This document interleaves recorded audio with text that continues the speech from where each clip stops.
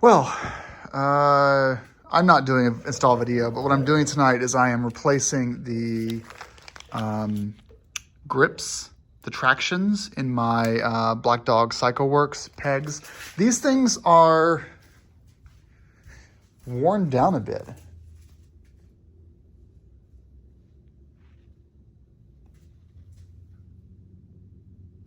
There's a mouse in here. After 30,000 miles, they're just a little bit worn down. So for 22 bucks, I'm gonna replace both sides. They're just not, a little bit, they're not sharp anymore. That's okay. These are more sharp than the fronts are definitely worn down. I'm starting to slide off them a little bit when it's wet out. So replacing those tonight, no video needed. There's a Black Dog video on my channel from 5 years ago you can watch if you want. We're also doing something with the Moscow Moto Reckless 80. We're installing the Noblin. So here's the hardware. This goes up top. We have everything we need to install. Basically what that'll allow me to do is I'll put the Noblin receiver here and then I can just slide it on. So no need to do those 3 straps in the back. And slide it on and then just strap in the front there and then it'll get secured. It won't go side to side at all. Separate video, not gonna do that in this video. Actually, while I'm talking to you, let me just turn this around and kind of show me. Hey. Oh, and while you're here, no John Deere update. Well, I guess I will give an update. Installed LED headlights. Of course I did. Installed LED headlights. Replaced the pulley and adjusted that down below. I didn't even have a story for this thing, but replaced some stuff. There's a seal that needed to be replaced there. Cleaned it up a little bit. So waxed it, made it look nice. Dumped and replaced the fuel. I replaced the vacuum fuel pump, fuel filter, air filter, cleaned the carbs, replaced oil filter, replaced the oil, and replaced the battery. What else did I do? A couple more things, general tune-up basically on this thing. Oh, and spark plug, and some hoses that were starting to rot. I'm not this. You can fast forward to like 4 minutes if you want to. So here's what happened. I rented this house, and we're gonna grade down this house. It's a nice rental, like it a lot. Let me get this full view for you. And I didn't really realize that grass would be such a big deal down here. I'm not in an HOA or anything. It's not like that, but grass just grows really fast. So like second week of February, pollen started in the air. Also, grass turned green. Like second week of February. And so I'm already cutting the grass every week. And I heard by like April, it's like twice a week to cut the grass. And I've got about an acre. And so I told Heather, hey, I don't think an electric push mower is gonna cut it, literally. It was fine for our 0.3 acres in the lake house in New Hampshire, but when you can mow every 2 weeks, 3 months out of the year, here it's gonna be like 10 months of mowing twice a week or once a week. So we started shopping for mowers, and the ones from Honda are like $1,000 now for the good Honda mowers. So we went on Craigslist and found this guy. It's a 2010 base model John Deere riding mower, and it only had 14 hours on it. Get that, 14 hours. What does it have now since I've been using it a little bit? 15 hours, 15.8. So yeah, to get a 14-hour riding lawnmower for $800, it didn't really need all the stuff I did to it, but I just like tinkering. So I did a full, basically all the consumables were replaced. But the air filter was totally clean. Everything was totally clean. All that dirt on the bottom is all me. It was spotless. It had been used maybe for 4 or 5 mowings. And we got it for $800. So that's a pretty good deal. It would have been much less if it had a lot of miles on it. But, typically this age, it should have 500 hours at least. But nope. 14. And yeah, if you look at it, look at the, usually you'd see a lot of gunk. I know we're going long here. Look at that. There's no gunk. That motor looks brand spanking new. No gunk at all. 14 hours. So I'm happy. It's working great. So why are we doing this video? Well, man, I'll tell you a quick story. No, I can't tell you the story. I'll get in trouble. I'll get in trouble. The shoulder that's holding the phone, the shoulder right here, it's finally getting surgery. I'm finally getting surgery on it. And I'd like to kind of just briefly tell you about that and kind of give you an update. I've added probably 3,000 or 4,000 subscribers since this incident happened. So I'm just going to recount for those of you that weren't there. But if you go back and watch my GS Trophy qualifier video, by the way, it's coming up again. It's coming up in September of this year. So if you're training for it, good luck. I wish you the best. No matter where you are in the world, I hope you're going to you qualify and go on to represent your team, your country in the global GS Trophy in Namibia. Good luck. At the qualifier, September of 2020, I fell from about 12 or 15 feet in the air onto this shoulder. It was kind of a fall where, if you imagine how people break their collarbones, it was kind of like that kind of a fall, just a super heavy impact like this. Ow. But it didn't break my collarbone, actually, and I got up in a lot of pain, but I finished day one. I woke up the next day in even worse pain. I finished day two, didn't qualify, but had some problems. So I went and I got an x-ray. I had an MRI done, and the end of that was, it's not really a bad of a tear. Walk it off. And so I did like 3 or 4 months of physical therapy. That didn't help at all. It just kind of plateaued, and I couldn't sleep on it. If I go out and do some like just weed whacking or something that's very, very, pick up bike a few times, help pull someone out of a hole. And, I use it a lot. The next day is like really sore. It's super painful. They gave me a cortisone shot 1 year ago this month, and that was relief for about 6 months. But towards the end of 2021's riding season, or 2022's riding season, I was hurting again. So this was 2021 September. All of 2022, I was in pain, except for a little bit of cortisone relief. And then by the end of 2022, pretty much pain again. There's just, so I had a doctor down here in North Carolina look at it. Really the same thing. He was like, based on the MRI I saw in New Hampshire, it's not a big tear. But he said, you're young enough that let's get another MRI, this time with an ink injection. So I think they billed out to insurance about $4,500 for that. So far I've probably spent on insurance coverage, $1,000 in doctor visits, $200 or $300 in cortisone injections, maybe $3 or $4 grand in physical therapy, and then about $8 grand in imaging, $8 or $9 grand imaging for x-rays and MRIs twice in 2 different states. Only to arrive today at my appointment where the doctor comes in and says, again, like, if you're over 40, I would say don't even worry about this. But you're 36, you've got a lot of stuff happening in your life, it's hurting, you've plateaued, you can't get it any better. If you want surgery, I'll give it to you. And I'm thinking this whole time, like I'm not lying to you, 24/7, 100% of the time, it's a 3 out of 10 pain. My disqualifier is that I've had full motion since the very first day I fell on it. But the truth is, I can't roll around in bed at night without waking up. I can't sit stationary at a chair or on the couch without just kind of having to readjust myself because it's hurting. I can't, drive or ride all day without having to like do stretches on my bike or in my car because it's hurting. I can't go out, work on things, move logs around, move building materials around without hurting. I mean, I'm in constant pain. It's hurting right now. I feel it. I feel the numbness right now. And I've done nothing all day but sit in a chair, moving spreadsheets around. So it's time. Here's the problem. I went in, when I had my last MRI done in New Hampshire, and it was October of 2021 or November, the doctor seriously tried to say, don't get surgery, do physical therapy.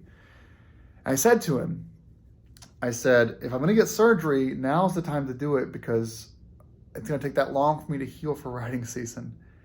And I was talked out of it. And then I tried to get surgery before my trip before I went to North Carolina, and it all happened so fast with the move that I couldn't get it this winter. And so here I am. Grass is growing, pollen is out, March Mode Madness is coming up, MOA's Fontana Getaway is coming up, the MOA's 50th Rally is in June, Was going to ride the Trans-Tega with Heather in July. I was going to do the GS Trophy qualifier and get ready for that in September, and a whole bunch of other, weekend rallies, events, campouts, etc. that I was going to do. I was also actually about to do something really crazy with the R18 that involved riding. And I booked my surgery today. It's in a month, April 5th. I'm going to pause here and show a picture on the screen so I can show you what's going to happen. So it's a 3 millimeter tear. You can actually see how my doctor says that I have a perfectly healthy rotator cuff. You can see it, all that nice white cleanness there. But you'll see that little fray that comes out the top. That's the tear. If you look to the right of that tear a little bit, more inward towards my chest, there's a big sac there of water. That's the cyst that is formed in order to protect me. In fact, it's causing a lot of discomfort and pain. It's causing, side-to-side motions or lifting above my head, kind of putting things into a cabinet to be really hard. And you'll notice above it, a couple of centimeters above the rotator cuff white line is another little white line. That's bursitis. And bursitis has started to kick in, and now I have a bunch of inflammation that's formed that is, again, limiting my motion and causing even more pain. And it's also clicking a lot. When I move my arm around, I get lots of clicking. No matter if I've been active or sitting still, doesn't matter. When I move, I hear pops and cracks all the time. It's in my ear, I hear it. And just that constant pain from that cyst being rubbing against the tear. And through all of this, it's not, it's so funny that multiple doctors have said I don't need surgery when in fact, I'm always hurting, and here it is a picture of my MRI. So back to me. I am going to get surgery. I actually made this beautiful thing, by the way, for my team. I think in PowerPoint and spreadsheets. So I made this thing, I'll put on the screen here. This is my next couple of months. And as you look through this while I talk, you're going to have the exact same response that I'm feeling inside right now, which is, oh shit, Adam is not going to ride at all this summer. And it makes me really, really sad. I'm not going to cry on camera here, but it makes me really distraught and okay, there's worse things in the world than not riding. But it makes me super duper sad to see that timeline that my doctor presented to me and was you're getting the surgery on the 5th, you're taking a week off work, and then you're going to be in a sling for 6 weeks and you can't drive. And anything involving that kind of motion is going to be between you and your physical therapist. And, even though they might clear you to ride on the road by June, they're probably not going to clear you for off-road riding because the likelihood of having to correct while off-road or falling onto it while off-road is going to reset this process, and you're not going to be healed yet. So please listen to your physical therapist until August. And I'm thinking about all the stuff that I'm going to do this summer and all the training I was going to do for the GS Trophy and all this stuff that I had planned. And it's shit. The only silver lining is my current job has truly astonishing health insurance. It is insurance that it's so good that my wife, who works for the federal government, has switched over to my health insurance. I'm paying $99 a month for it out of pocket. A month, not pay period, $99 a month for it out of pocket. They're contributing roughly $24,000 or $25,000 a year to my plan. So they're paying 95% of my premium, and my copay across the board is about $20. And so the MRI image that cost $4,500 was $20. The doctor's visit 3 times now is $20 per visit, and the surgery is going to cost me $50 for my surgery. There's no out-of-pocket max, and there's no deductible. There's none of that stuff. There's no negotiating down. It is a flat $50. That's for anesthesia. That's for everything. Suffice to say, I've gotten a lot of stuff done this year. that I've never done before, like had a full allergy panel done, had my hearing test done to get a baseline for my hearing, because a lot of motorcyclists tell me I should do that when I'm young. Podiatry is coming up this week. Dermatology for checking for skin cancer. All kinds of stuff. I mean, you know, everything. You know, I've got sinus issues, drainage. You know, is this all cleaned up? Is everything good there? Weird stuff. But all this stuff has been like $20.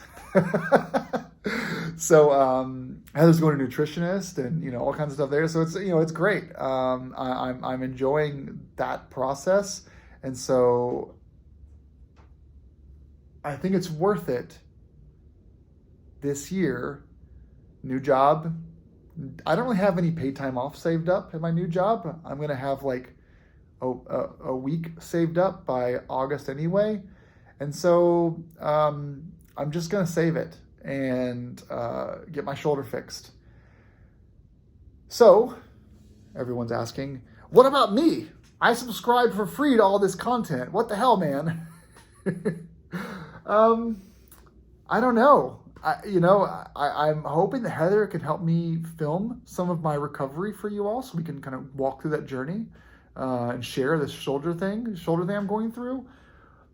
You know, there's stuff like little tiny farkles that I might do to some of the bikes.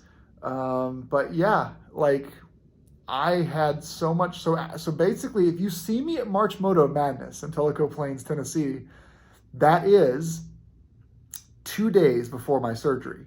And so we're gonna hop on the 701 and we are gonna ride our asses off, because 2 days later I get my shoulder cut open. And that'll be my last rally for, you know, a few long months. I'll probably be driving to the MOA's 50th rally in Richmond, Virginia, and stay in a hotel, not camping, because I won't be able to sleep on my back. I'll be sleeping upright in a recliner for 6 weeks, in a sling for 6 weeks. It's gonna suck. It's gonna suck big time. And I guess I understand in closing why a lot of the doctors were saying, hey, don't get surgery. It's a bitch. I mean, it's a bitch. The post-op stuff you got to do, it's a lot of work. But I'm thinking to myself, 36, I'm going to ride until I'm 68, 70 years old, 75 years old if I'm lucky. And I cannot, if riding is the most physical thing I do the rest of my life, I can't live with this shoulder.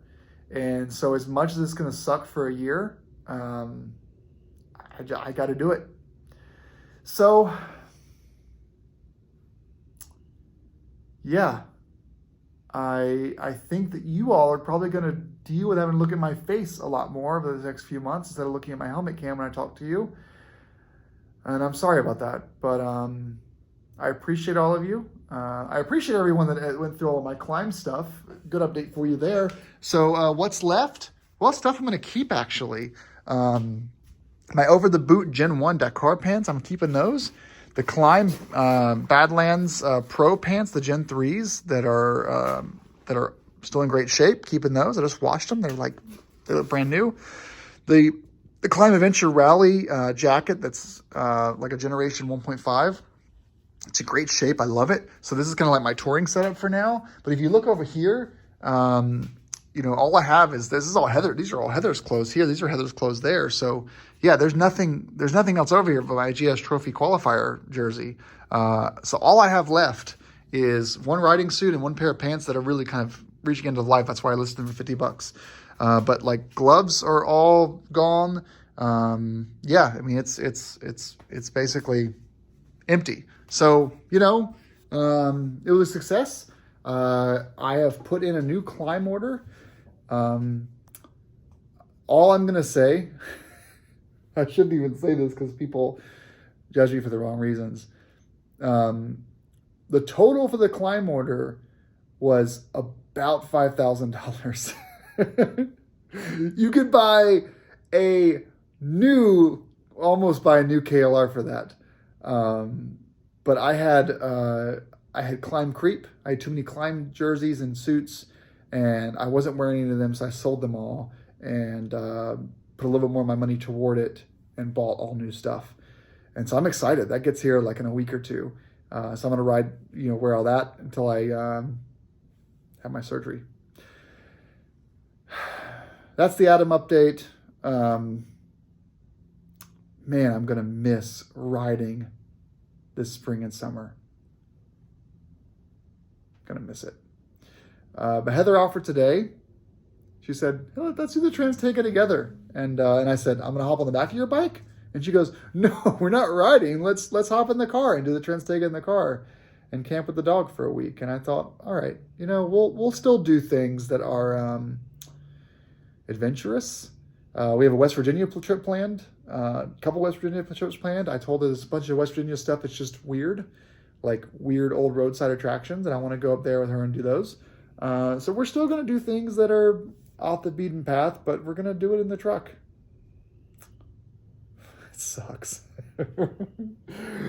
This video is entirely too long, but thank you for watching. I appreciate you all. And, last weekend, I almost replaced this bike with a purple Transcontinental. And the dealer got back to me today, and it's still very tempting, but yeah, now is not the time to buy a new R18. And if that, in a helmet vlog, if I'm on the R18 before my surgery, I'll tell that story of what happened there. But yeah, I love this bike, but I was thinking I could probably make it work with the purple, but this thing is worth a lot less than I thought it was. Let's just put it that way. All right, everyone, I'm gonna let you go. I'm gonna get back to installing this knoblin here. I have to get I had to order some leather punches to get these holes done. So I'm gonna move this over to the rack and get some work done. But hey, everyone, thanks for watching. I appreciate it. And ride safe, take care of yourselves, and don't fall 15 feet onto the ground while trying out for the GS Trophy qualifier and hurt yourself so badly that you can't try out again in 2 years. Take care. Happy spring. Ride safe.